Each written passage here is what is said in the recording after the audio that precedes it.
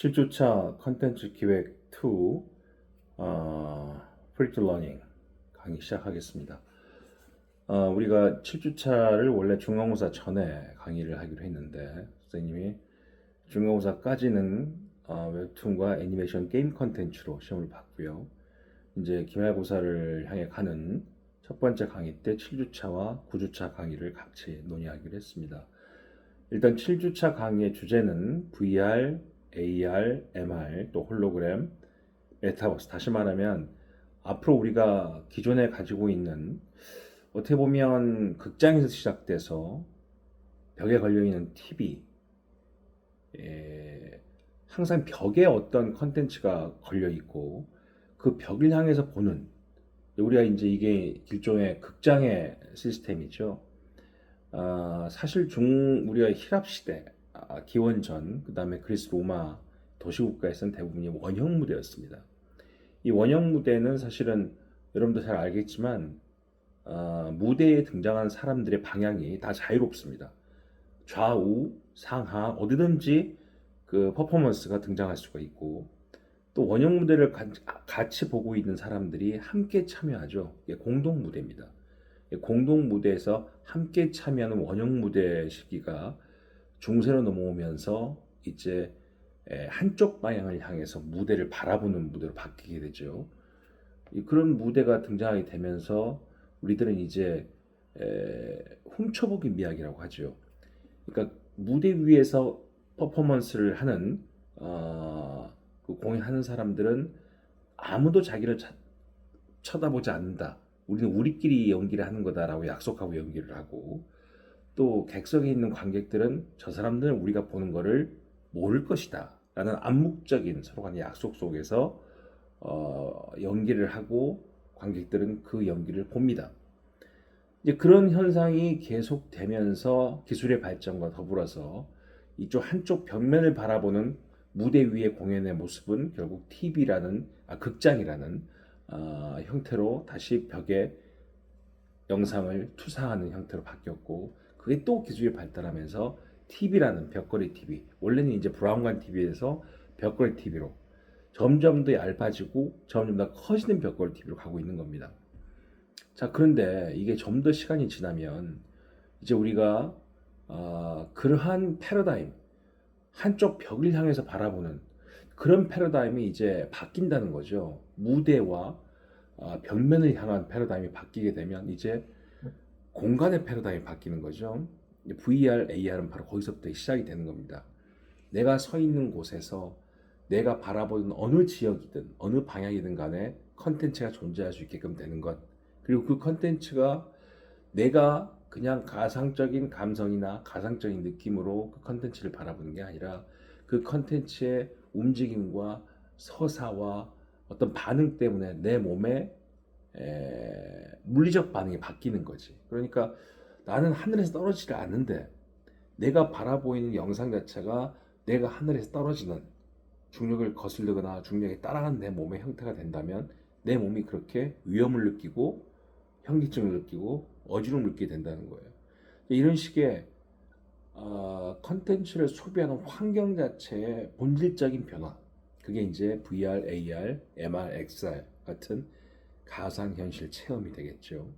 이런 가상현실의 컨텐츠가 본격화된다는 것은 우리가 지금까지 봐왔던 모든 컨텐츠의 스토리텔링과 연출과 소비가 다 바뀌는 것을 의미합니다. 대단히 커다란 변화죠. 근데 문제는 뭐냐면 이게 기술 발달의 속도와 그러한 소비의 속도가 같이 가든가, 아니면 기술 발달이 워낙 빨라서 소비가 따라가지 못할 정도가 돼야 어떤 시장 형성이 눈부시게 확장이 되는데, 사람들의 소비는 더 빨리 변화하려는 의도를 가지고 있음에도 불구하고 기술의 진화 속도가 생각보다 그렇게 빠르지 않다는 겁니다. 그 이유가 어디 있을까요? 사실은 이런 VR과 AR의 그 가장 중요한 진화 속도를 만들기 위해서는 우리가 말하는 HMD, 헤드 마운트 디스플레이죠. 눈앞에 어떤 새로운 영상을 끼게끔 되는 것들, 가장 먼저 나온 것들은 VR 개념이 아니라 극장용 HMD였어요. 그러니까 내가 극장에 가서 커다란 화면을 보는 것처럼 그냥 누워서 TV를 본다는 식으로 안경을 써서 보면 내 눈앞에 극장 크기의 사이즈가 보이게 되는 것. 그러니까 내가 보는 시각의 각도를 하나의 기기로 통제할 수 있는 이제 그런 시스템부터 HMD가 시작이 되죠.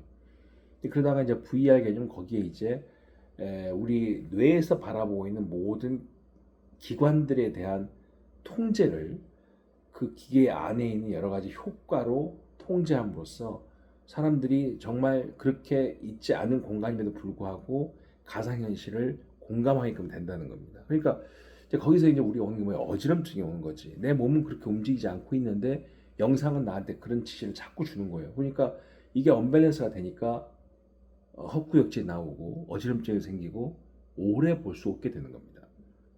또 패러다임이 바뀌지. 다시 말해 이거예요. 이제 영상을 보는 컨텐츠를 보는 내 동작에서 내 스스로가 불편해지고 불편함을 최소화시키기 위해서 러닝 타임이 줄어든다는 거예요. 결국에 슈퍼폼으로 간다는 거죠.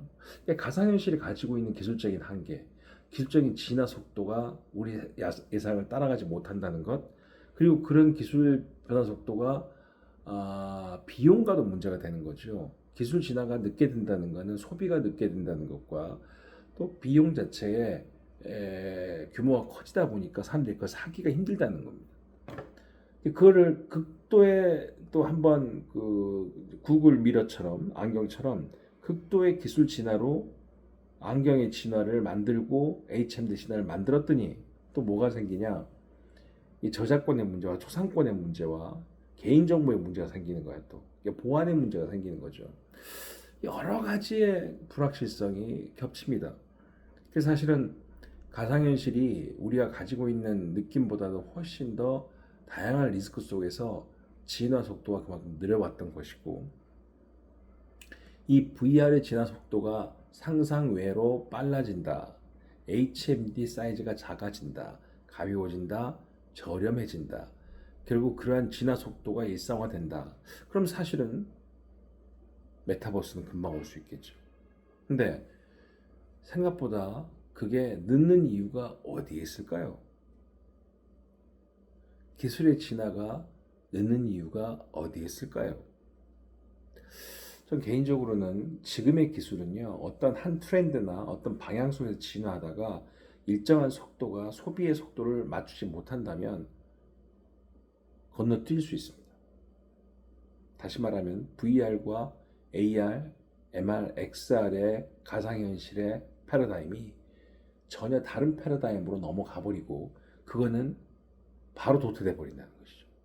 그러니까 지금 우리가 페이스북이라는 회사명을 메타로 바꾼 회사, 그 메타가 가지고 있는 가장 중요한 희망사항은 앞으로의 소셜미디어와 영상의 디스플레이는 벽걸이 TV나 우리가 그동안 봤던 스마트폰이 아니라 전부 다 VR 기기로 다 진행될 것이다. 가상현실 내에서 서로 사람들을 만나고 강의를 하고 미팅을 하고 그 모든 라이프 사이클 자체가 가상현실 내에서 이루어질 것이다.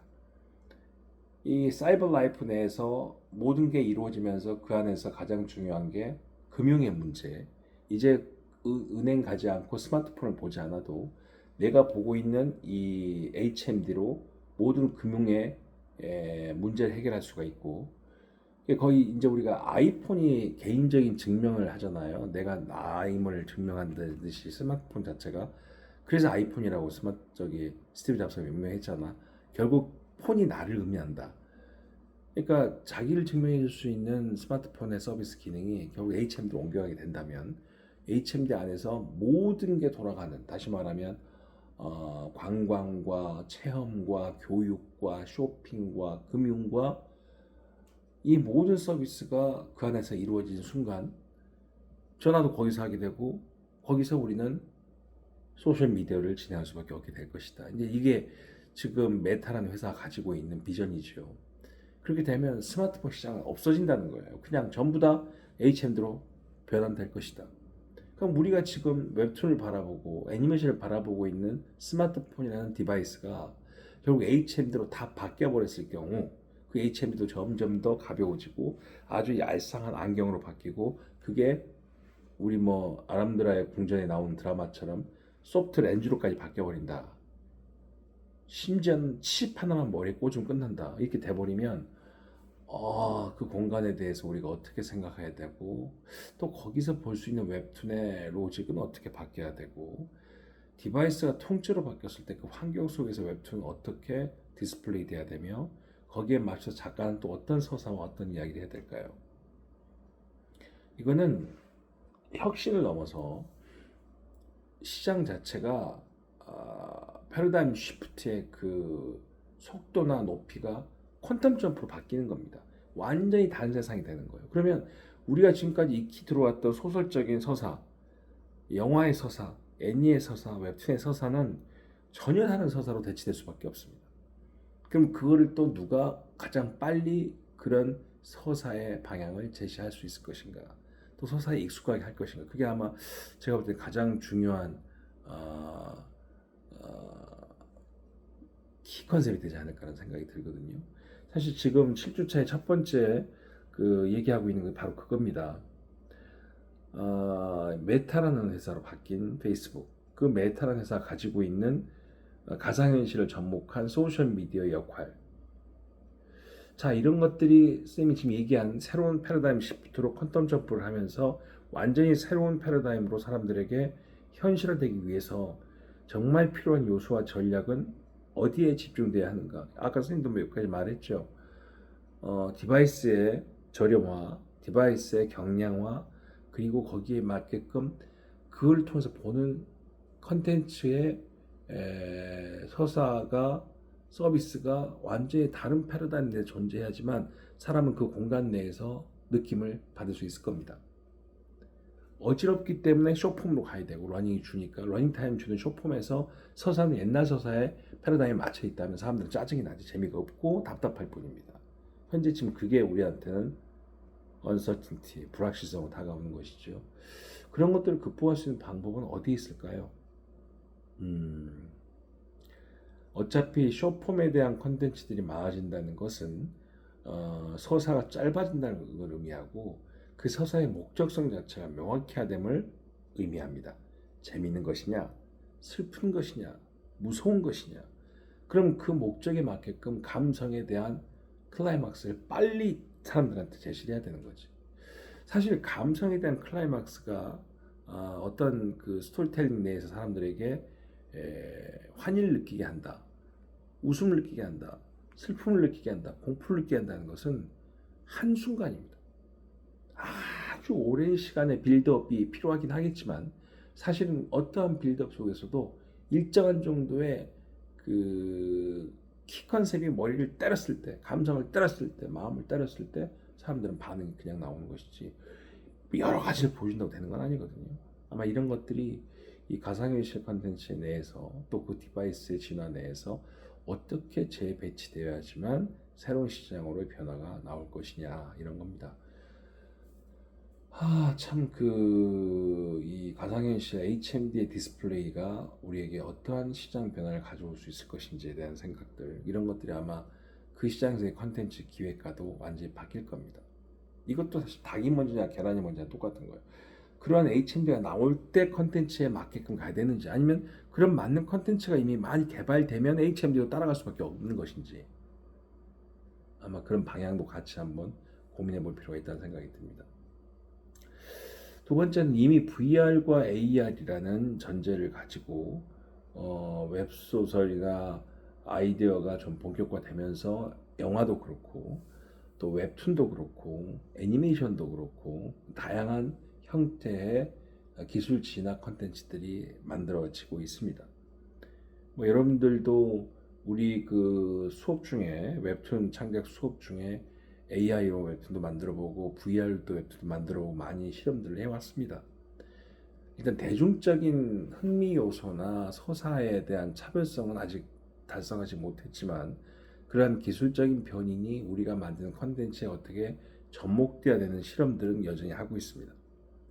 자, 그렇다면 이 VR, AR 등으로 기획되고 독자들에게 제공된 기존의 웹툰이나 애니메이션, 게임 등의 컨텐츠는 어떠한 사례들이 있었으며 과연 그러한 새로운 기술 진화와 새로운 디바이스의 진화와 새로운 소비의 창출 또 거기에 맞는 스토리텔링의 진화가 결론적으로 다음 시장을 미리 준비할 수 있는 기술적 시도로서의 차별적 팬덤을 만드는 요소가 될 것인지, 아니면 말만 그렇고 그냥 생각만 많지 결론적으로 대중적인 흥행 요소를 만들어내지 못하고 있는 역기능을 또 보여주고 있는 게 아닌가. 사실 지금의 VR, AR 같은 가상현실은 그 딜레마의 경계선에 서 있다고 생각이 듭니다. 근데 코로나 때문에 사람들이 또 밖에 나오지 못하는 3년 동안 이 시장은 엄청난 가능성을 또 평가받게 돼요. 그래서 가상현실이 필요하구나. 우리가 면대면, 터치, 사람 간의 소통 자체가 전염병의 확산의 기본적인 루트가 된다고 생각하니까, 그럼 단절된 소통을 다른 현실에서 이어내기 위해서는 가상현실이 최고다. 야, 바로 이 짧은 이 전염병의 역병의 시대에 전 세계가 팬데믹 속에서 결론적으로는 더 나은 기술 진화가 빨리 오겠구나라고 생각을 했던 거예요. 그러니까 어떻게 본다면 기술의 진화가 우리에게 되게 기능적일 것이다라고 믿었었던 거지. 근데 이제 엔데믹이 오고 나서 다시 사람들이 아웃도어로 나가기 시작하고 방콕했던 여러 가지 컨텐츠들의 소비가 극도로 축소되면서 이건 뭐지? 다시 가상현실에 대한 생각들이 또 정체되니까 메타버스라는 가상현실을 또 그 제가 말씀드린 대로 스마트폰이 아니라 HMD로 바뀌었을 때 HMD의 일종의 가상현실 경제, 가상경제가 발생할 수 있는 여러 가지 여지의 플랫폼들이 미리 등장했던 거죠. 그게 메타버스야.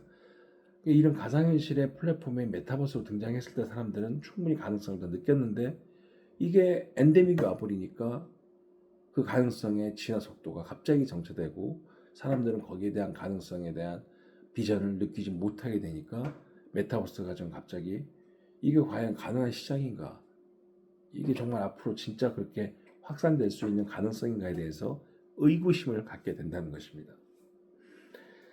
결국 이 기술 중심의 컨텐츠, VR과 AR 같은 이런 컨텐츠가 앞으로의 시장에 기능적인 것인가, 도움이 될 것인가, 아니면 역기능적으로 도움이 안 될 것인가, 판타지에 불과하고 결국 또 다른 기술적인 퀀텀 점프에 의해서 사장될 수밖에 없는 중간에 끼인 세대로서의 기술이 아닌가, 이런 것들도 한번 고민해보는 게 2번 문제가 되겠습니다. 3번 문제는 이제 우리가 애프터 코로나 시대 엔데믹이 돼서 다시 극장을 찾게 되는데, 사실 극장은 이제 그 TV라는 매체와 극장은 인류 역사에서 계속 경쟁을 해왔죠. 원형 무대에서 사람들이 퍼포먼스를 보다가 극장에서 연극이나 무용 같은 걸 보게 됐죠. 그러다가 이제 영화라는 게 나오면서 한 번 찍어 놓으면 여러 사람들이 동시에 볼 수 있는 되게 규모의 경제, 효용의 경제로 컨텐츠가 전환되기 시작합니다. 그리고 훨씬 더 넓은 공간을 우리가 또 볼 수 있게끔, 사실 그것도 가상적인데 이런 것들을 영화 속에서 판단하게 되죠. 근데 이제 그건 항상 극장에 가 있는 문제가 생깁니다. 옛날에야 사람들이 얼마 안 살았기 때문에 동네엔 극장에 맨날 가도 별 문제가 없었지만, 지금은 사람들이 많이 사니까 극장 가려면 일단 옷을 입어야 되고 집 밖에 나가야 되고 차를 몰고 가야 되고 주차를 해야 되고 한참 걸어서 그 멀티플렉스에 가야 되고 뭐 사서 먹어야 되고 시간 맞춰서 들어가야 되고, 여러 가지 행위가 사람들의 허들이 되기 시작한다는 거죠. 근데 집에서 TV를 보면 그런 허들이 없어지잖아. 그래서 사실은 TV를 집에서 보는 거가 우리가 마치 게임에서 콘솔 게임, 오락실에서 콘솔 게임 넘어가는 똑같습니다. 근데 극장은 이만한 화면이었는데 집은 화면이 조그매. 그 다음에 음향도 사실은 달라. 그래서 사실은 그래도 극장 가는 게 낫지, 여러 사람과 같이 보는 게 낫지, 뭐 이렇게 생각하게 되는 거예요. 근데 기술이 진화되면서 TV가 화면이 커지는 거예요. 그러니까 이제 원래 화면이 커지기 전에 이제 그 극장이 TV의 등장에 약간 영상을 집에서도 볼 수 있다라는 것 때문에 주춤할 때 나온 게 칼라 영화예요. 모든 TV가 흑백일 때 칼라 영화로 이제 기술 진화를 먼저 해버린 겁니다. 사람들은 야 그래도 칼라 보려면 극장 가야지. 뭐 흑백은 TV밖에 없는데 결국 그러다 80년 넘어오면서 이제 칼라 TV가 등장하죠. 이제 극장도 또 긴장하는 거예요. 이제 칼라도 되네. 그때 이제 5.1 채널에 돌비 시스템, 극장을 가득 메우는 이 음향 시스템 개발이 되는 거예요. 집에서는 사실 TV에 붙은 조그만 스피커 소리밖에 안 들리니까 음향이 따라갈 수가 없지. 그러니까 막 기차가 화면에서 지나가는데 여기서 들리던 소리가 적어지면서 소리 다시 커져. 내 머릿속에 있는 모든 오감의 감성이 감성적인 그 반응이 리액션이 음향 시스템에 따라서 더 규모감 있고 입체감 있게 느껴진다는 거지. 여전히 그래서 극장이 더 낫지. 근데 이제 TV가 커지고 거실이 커지니까 거실에도 5.1 돌비 시스템의 스피커를 배치할 수 있게 된 거예요. 음향까지도 다 승부가 안 나는 거지. 그때 극장이 나온 게 뭐냐? 바로 4D 극장이라고 하죠. 4D 극장. 우리가 극장에 가면 커피도 이렇게 마시고 다른 과자도 좀 먹고 이렇게 하는데 이 의자가 막 좌우로 움직이고 위에서 물 떨어지고 막 발 위에 뭐가 지나가고 누가 등 때리고 막 이런 식의 장치가 가득한 4D관에 가면 팝콘도 못 먹고 막 흔들거리니까 커피도 못 먹습니다. 근데 이제 무슨 롤러코스터 타고 막 차가 운전을 험하게 하고 막 구출 탈출 플롯이 있고 뭐 이런 것들 속에서 영상을 역동적으로 표현하면 4D관에 가면 나도 그 바로 현장에 있는 것 같은 느낌을 받게 되는데 이제 문제는 뭐냐면 길이 각도가 다르잖아. 뭐 산에서 내려오는 길이 어떤 데 가파르고 어떤 데 완만한데 이제 그런 것들을 100% 소화해낼 정도의 이 의자의 각도가 나오지 않는다는 거지. 이게 어느 정도 흔들거림과 위험함과 공포를 느끼게 하지만 똑같은 느낌을 주진 않는다는 겁니다. 그래서 사실은 사람들이 그것도 좀 타다 보면 4D가 더 좀 지겹고 매너리즘 빨 때가 있어. 생각보다는 이게 현실의 감각이 떨어지니까. 그래도 사람들이 그걸 통해서 오감이라는 촉각이나 균형감이나 시각이나 청각이나 이 모든 감각들을 최대로 돌릴 수 있는 4D 체험관들이 극장을 찾게끔 만드는 하나의 요인이 되고 있습니다. 그런데 사실 이런 것들을 보면 이 감각 기능이 꼭 극장 가서 4D관에만 앉아야 되는가? VR 기기의 HMD 기능이 정확해지면 내가 진짜 그런 의자에 앉는 것처럼 이 눈만의 시각과 머릿속의 뇌의 관계 속에서 모든 오감이 진행될 수 있다는 거예요. 그래서 요즘은 오감 중에서 가장 못하는 게 후각이라고 했죠. 후각. 그래서 극장 안에 냄새를 뿌리는 이런 후각 장치도 나오고 있다는데 사실 영화도 일정한 공간과 서사가 단순해야지 후각 서비스를 하지 막 엄청난 그 스펙터클의 전쟁물 화약 냄새 나다가 갑자기 식당 안에 화면으로 바뀌면 또 레스토랑의 음악과 레스토랑의 음식 냄새가 나야 되고 또 갑자기 바닷가 방에 나오면 또 이 바닷가 냄새 뭐 이렇게 바뀌면 극장 안에서는 그 냄새를 다 소화해내기가 아주 어렵습니다. 그때 이제 또 나온 게 뭐냐 HM들이 쓰는 1인 미디어 내에서 내 코에다가 그 상황에 맞는 감각을 느끼게 그러니까 그런 거지. 어차피 후각도 뇌에서 판단하거든. 그러니까 뇌가 후각을 판단할 수 있는 여지의 신호를 발굴해서 그 신호를 화약 냄새다, 음식 냄새다, 바다 냄새다 이렇게 줄 수 있는 HMD의 기능을 포함시켜 놓으면 혼자서 정말로 극장에 와서 앉아 있는 것 같은 오감 체험의 4D관이 만들어질 수 있다는 겁니다. 자, 그러한 디바이스가 어떻게 개발되고 있는가를 한번 고민해보고 찾아보는 게 3번 문제가 되겠습니다.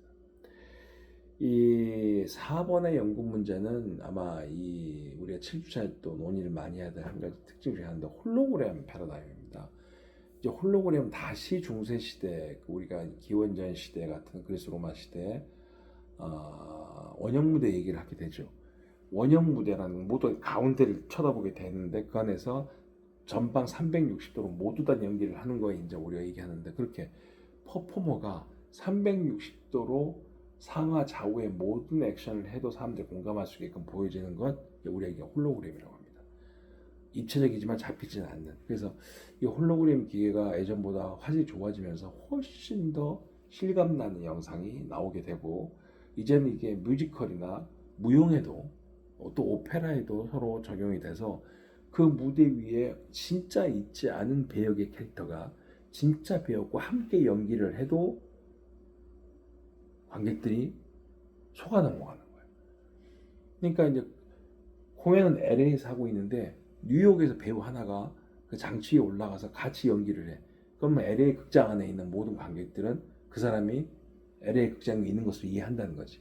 이렇게 홀로그램의 기술들이 점점 화질이 좋아지고 선명해지고 입체가 명확해지면서 기존의 퍼포먼스의 응용에 적극적으로 적용되고 있습니다. 결국 4번 같은 경우는 그러한 홀로그램의 새로운 소비 환경이 우리에게 어떠한 수익 모델과 또 퍼포먼스의 그 적용성을 보여주고 있는지를 한번 찾아보고, 또 하나는 앞으로 자동차가 자율이동차가 돼서 핸들 잡지 않고도 전부 다 내가 가고 싶은 곳까지 나를 데려다 준다 이렇게 된다면 우린 그 안에서 어떻게 차량 안에서 생활할 것인가. 그래서 그 차량이 이제 항상 그 모바일로 움직이는 거 아니고 그래서 뭐 모빌리티 이동성. 그래서 모든 요즘 자동차 회사 이름이 현대 모빌리티 이렇게 바뀌고 있잖아요. 그리고 이동체라는 개념입니다. 그럼 이동체 내에서 자유로워진 사람들은 그 안에서 어떠한 피사체로 어떠한 디바이스로 어떤 컨텐츠를 소비할 것인가. 이것도 중요한 거죠. 그래서 홀로그램에 대한 전망과 모빌리티 이동기기 내에서의 컨텐츠 소비는 어떻게 되는 것이 보다 더 경쟁력이 있을 것인가, 이 고민을 해보는 게 네 번째가 되겠습니다. 다섯 번째는 이제 메타버스예요. 지금까지 선생님 설명했던, 어떻게 보면 이 VR, AR, MR, XR, 홀로그램이 모든 것들의 정점이 사람들이 그런 컨텐츠 소비할 때 유료 결제를 하게 되고 또 쇼핑을 해야 되고 또 뭐 다른 식의 체험을 통해서 돈을 지불하게 되는, 그럼 어디다가 지불할 것이냐, 이제 그게 플랫폼이죠. 우리가 지금 사실은 스마트폰 플랫폼은 앱 경제였고 PC는 사실 포탈 경제였다고. 그럼 이제 이렇게 완벽하게 HMD의 가상현실로 돌아왔을 때 그 엔진 안에서 발생할 수 있는 플랫폼의 가용 시장이나 또는 유료화될 수 있는 규모, 참 이런 것들을 고민해 볼 때는 메타버스가 필요한데 그 메타버스가 얼마나 우리에게 현실적으로 앞으로 가능성이 있느냐. 다시 말하면 지금 우리가 메타버스 시장에서 가장 중요한 타겟 오디언스들이 알파 세대거든요. 2010년 이후 출생자들. 그 알파 세대 아이들이 가지고 있는 플랫폼과 컨텐츠의 유형과 습관들을 더 연구해서 그런 것들이 바로 메타버스 내에서 화려하게 재가동되고 재배치될 수 있도록 설계하는 것이 사실 좀 중요한 시기입니다. 그래서 메타버스 안에서 우리가 새로운 세대가 가질 수 있는 컨텐츠의 융합 트렌드가 뭐고 어떻게 해야지 메타버스 시장 가능성이 더 좋아질 것인가에 대한 고민들을 한번 해보는 게 5호 문제가 되겠습니다. 자, 이제 VR, AR, XR, MR, 홀로그램, 메타버스까지 얘기를 쭉 해봤습니다. 제가 이 7주차 이야기를 종합해보면 컨텐츠의 패러다임이 바뀌고 있다.